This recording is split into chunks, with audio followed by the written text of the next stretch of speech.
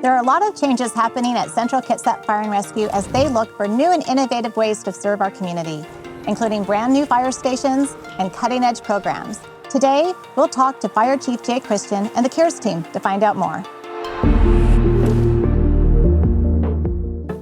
Welcome, Chief. Thank you, Commissioner. So can you please share a little bit about how these renovations are helping firefighters better serve the community? Yeah, thank you for being here today to visit with us. Of course. I think at the core, a fire service mission really needs to be able to provide fast, reliable, safe, and efficient emergency services. By rebuilding this station and the others, we're able to better serve our mission because we're going to increase our response capabilities. Back in 2018 and 2019, we did an examination of our facilities, and what we found is that we had some deficiencies. We lacked some of the necessary amenities of the modern fire service. And so in 2020, the community voted and approved for us to be able to rebuild or remodel 9 fire stations. And soon we'll be done with that project. When we're completed with that, we're going to have a great position of strength because we're going to have the right people in the right strategic locations with these new fire stations with the right apparatus and equipment to serve better.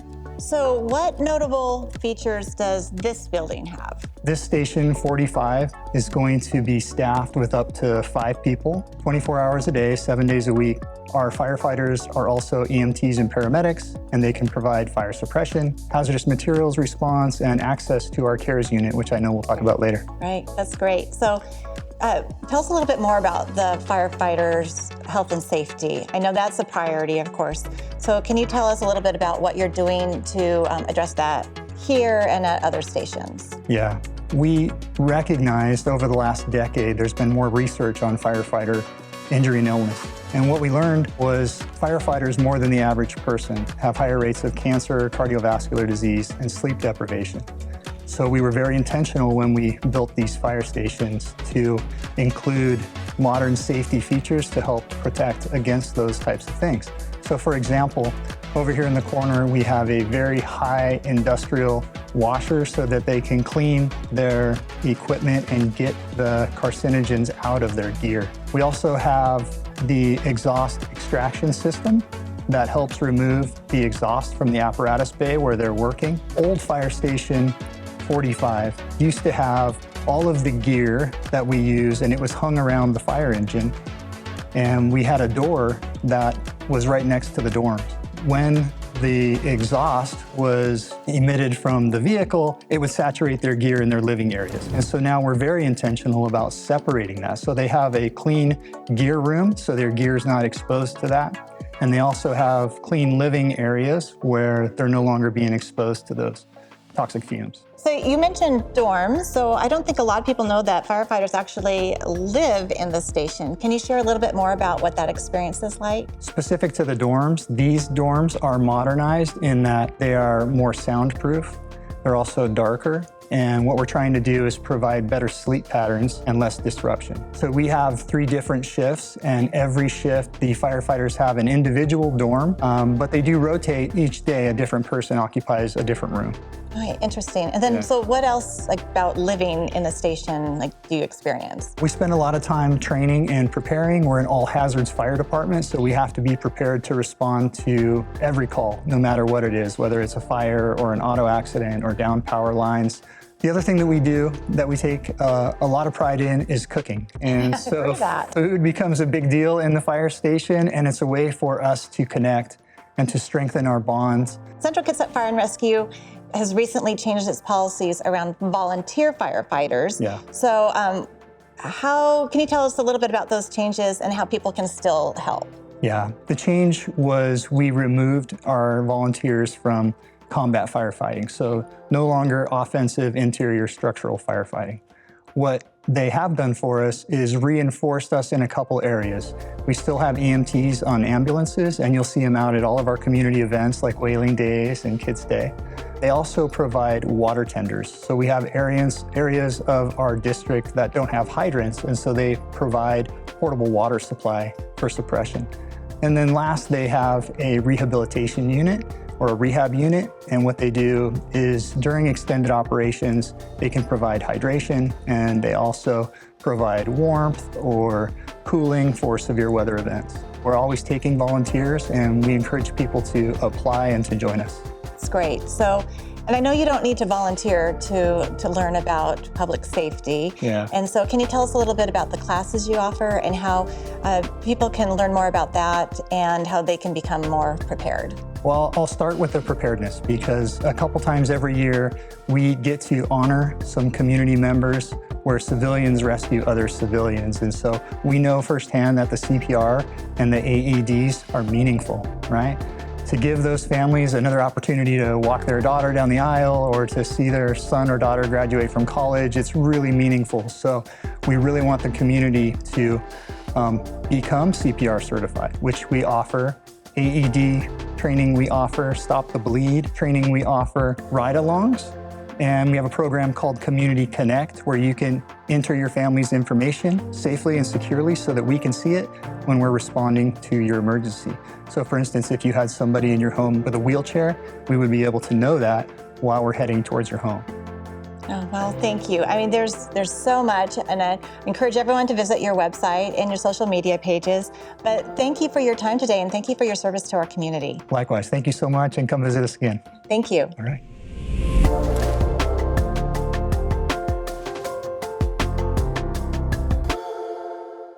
I'm here with Jesse Graham and Kloe Tran to learn more about how the CARES program works. Welcome, Jesse and Kloe. Thank you so much for having us. Yeah, thank you.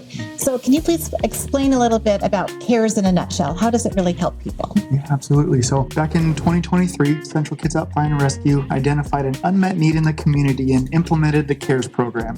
Stands for Community Assistance, Referral, and Education Services. When we boil it all down, we try really hard to identify the unmet needs in the community and meet them with the different resources that this area already has in place. So as the medic on the team, I have the privilege of working with people in their medical needs. I can help clarify different discharge instructions with them, help them really understand what their doctor needs them to do to make sure they're taking the right meds and the compliance with those instructions. Yeah, and as the social worker with the fire department, my skill set is really in case management and crisis response. And so my job on the team is to really know about what resources are available in the community and helping advocate for people and empowering individuals and families to advocate for themselves to get connected to the correct resources in the community. So using both of our lenses, as Jesse was saying, we really get to catch a lot of people who are using 911 for a lot of different reasons. So can you share a little bit about the focus on preventing problems before it becomes an emergency? Yeah, absolutely. So the well-known public health kind of mantra of an ounce of prevention is a pound of cure, right? And we really take that wholeheartedly here on the CARES team. And through that lens, we're able to identify these different needs before they snowball out of control and end up with a broken hip in the hospital. You know, for example, elderly individuals living at home by themselves, falling a lot, calling 911 for falls, for lift assist types of things, are all really simple things to fix with the right mindset and the right lens. And so we can work with their local primary care physicians and get scripts for physical therapy, and we can schedule taxi rides there.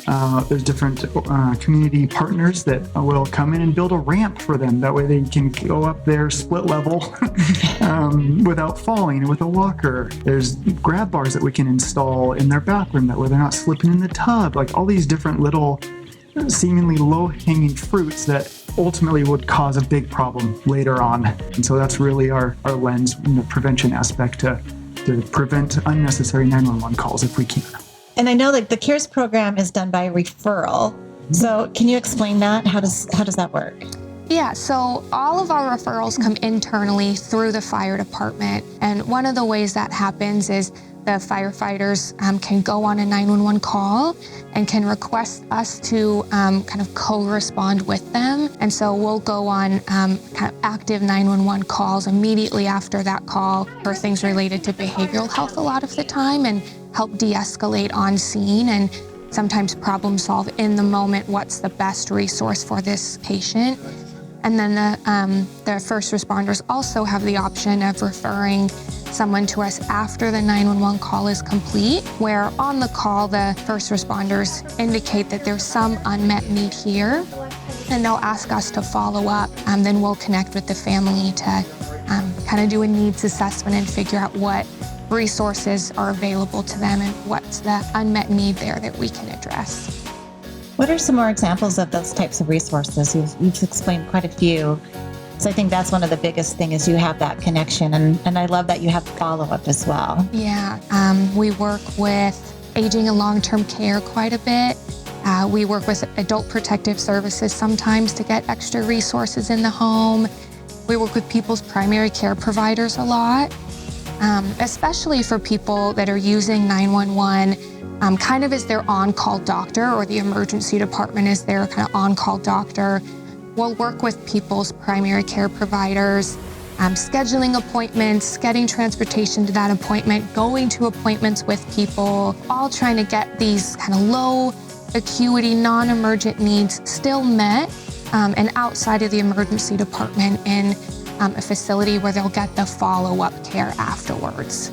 Oh, thank you so much. It just seems like this is such a more personalized and out-of-the-box way of handling emergencies in Central Kitsap. So thank you. And I think, Jessa, you were sharing a little bit about like a different philosophy that the Central Kitsap Fire and Rescue has. For the past 5 years working here as a firefighter, it's been such a privilege to work in a department where the culture is, simply put, a little bit more. We have our job, we respond to fires, we save cats from trees occasionally, but then we go a little bit above and beyond. While everyone in the fire department has that mentality and goes above and beyond, this program is the true implementation of we're committing to this. Mm-hmm. We're going to do this forever. Thank you so much. We are just so grateful for your service to community and sharing a little bit more about this great new program for Central Kitsap. Team, thanks for having us. Thank you so much. I appreciate it.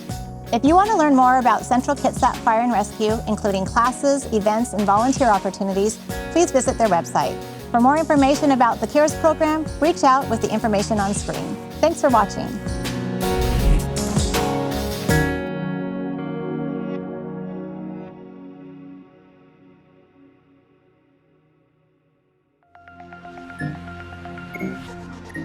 Thank you.